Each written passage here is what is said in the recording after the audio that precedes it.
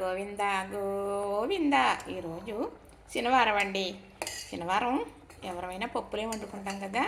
కందిపప్పు కడిగేసి కావాల్సిన నీళ్లు పోసి ఒక అరగంట నానబెట్టి ఇలా పొయ్యి మీద పెట్టాను. ఇంతవరకు ఉడికింది కదా. ఇప్పుడు ఇందులో ఏమేసి వండుతాను అనుకుంటున్నారు కదా. పప్పు ఉడికిన తర్వాత ఏం వేసుకుంటాము? టమాటా వేసుకుంటాం, చింతకాయ వేసుకుంటాం, లేదంటే మామిడికాయ, ఏదో ఒకటేలేండి. చక్కగా ఈరోజైతే పప్పు మామిడికాయ చేస్తున్నానండి నేను. పప్పు ఇలా ఉడికింది కదా, ఇలా గిన్నెలోనే ఉడికించాను, కుక్కర్లో మాత్రం కాదు. ఇదిగోనండి మామిడికాయ చక్కగా చెక్కేసాను, ఇలా తురిమేసాను. చక్కగా పచ్చిమిర్చి, 2 పచ్చిమిర్చి పెద్ద కాయలు ఇలాగా కట్ చేసుకున్నాను. ఇప్పుడు ఈ టెంక మినహాయించి తర్వాత వేస్తానండి. టెంక మా వారికి ఇష్టం. చక్కగా ఈ తురుము, ఈ పచ్చిమిర్చి ముక్కలు ఇందులో వేసేసాను. ఇప్పుడు ఇందులో ఉప్పు పసుపు వేస్తాను. తాలింపులో ఎండుమిర్చి వేస్తాం కాబట్టి, ఇందులో పచ్చిమిర్చి వేసాం కాబట్టి కారం సరిపోతుంది.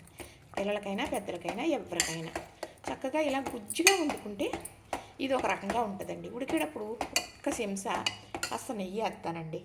అప్పుడు రుచి ఇంకా చాలా బాగుంటుంది అన్నమాట. ఇందులో ఉప్పు పసుపు వేసేద్దాం మరి. ఇదిగోనండి ఉప్పు, పులుపు కదా, ఉప్పు కొంచెం ఎక్కువే పడుతుంది.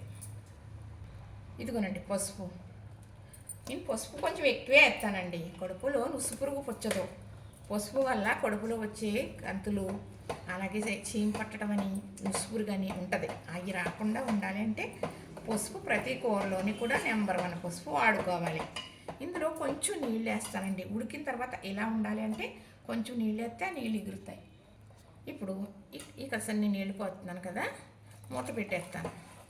ఈ మామిడికాయ బాగా తాటగా తురిమేసాను కదా, కరిగిపోతుంది. మనం ఇలా తురుముకుంటే మిక్సీ అది పెట్టవలసిన అవసరం ఉండదండి. ఇది మూత పెడతాను, ఉడుకుతూ ఉంటుంది. దీనికి తోడు ఎవరైనా ఉన్నారా అని అనుకుంటున్నారా మీరు? ఉన్నారండి. బంగాళదుంప వేయిస్తాను మరి. చూద్దామా? ఉడికిపోయిందండి. దీనికి పోపు వేసుకుందాం. చక్కగా దీనికి పోపు వేసుకుందాం. కొంచెం ఉడుకుతుంది, ఇలాగా పోపు వేగేలాగా ఇంకో 2-3 నిమిషాలు ఉడుకుతుంది, సరిపోతుంది. ఇప్పుడు ఇందులో నెయ్యి వేస్తానన్నాను కదా, గేదె పాలు నెయ్యి అండి. రెడీ చేసుకుని ఉంచుకుంటాను అనమాట. ఇదిగో అడుపుకొచ్చింది. ఇప్పుడు కాస్తే మళ్ళీ డబ్బాలో సగానికి వచ్చేస్తుందండి వెన్న. ఇక్కడైతే రెడీ అయ్యింది, చేస్తాను. ఇలా ఉడికేటప్పుడు అయితే ఈ పప్పుకి చాలా రుచి వస్తుందండి. ఇంకా ఇంకా ఇంకా ఇంకా వేసి తినేయాలనిపిస్తుంది అన్నమాట. చక్కగా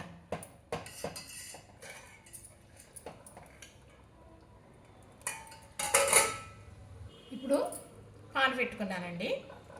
ఇందులో నూనె వేసుకున్నాను తగినంత. చక్కగా బంగాళదుంపలు 4 దుంపలు ఉన్నాయండి సైజు. చెక్కేసాను, పొట్టు తీసేసి ఇలా చిన్నగా ముక్కలు కోసేసాను. ఒక పెద్ద పచ్చిమిర్చి ఒకటి తరిగేసుకున్నాను, ఇందులో వేసేస్తున్నానండి. ఇది సిమ్లో పెట్టుకుని ఇప్పుడు తిప్పుతూ ఉన్నాం అనుకోండి, చక్కగా ఫ్రై రెడీ అవుతుంది. ఎలాగనేది మీకు నేను చూపిస్తాను. పప్పు దగ్గరికి వచ్చింది కదా, ఈ టెంక వేసుకుందాం. ముందే వేసామనుకోండి దీంట్లో ఉండే వగరు అందులోకి వెళ్ళిపోతుంది అన్నమాట. పప్పులోకి వగరు ఉండి పప్పు రుచి మారిపోతుంది. అందుకే ఇంక దింపేస్తామనగా వేస్తే కొంచెం వేడి ఉంటే చాలు. దీనికి ఉండే పులప అనేది ఉడికిపోతుంది కదా, పులప వేడి తగిలితే ఉడికిపోతుంది కాబట్టి ఈ వేడికి టెంక ఉడికిపోతుంది అన్నమాట. 1 నిమిషంతో కట్టేస్తాను.